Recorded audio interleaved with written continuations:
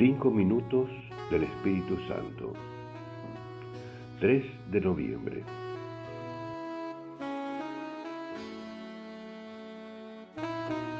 Ven, Espíritu Santo. Tu mirada luminosa todo lo penetra, con paciencia e inmensa compasión.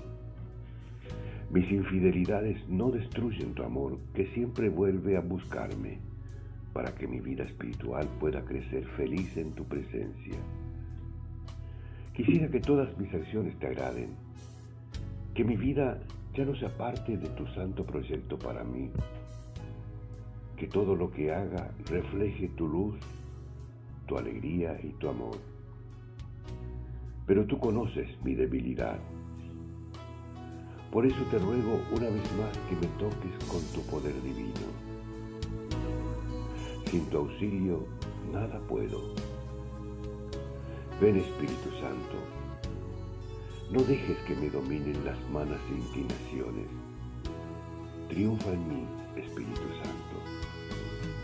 Triunfa con la generosidad, con la alegría, con la pureza, con el perdón. Triunfa con la bondad, con la paz, con el servicio. Triunfa con la esperanza, el fervor, los buenos deseos.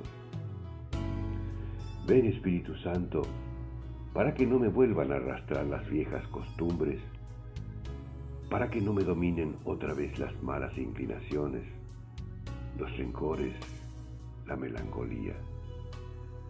Ven, Espíritu Santo, para que todo en mí sea luminoso. Amén.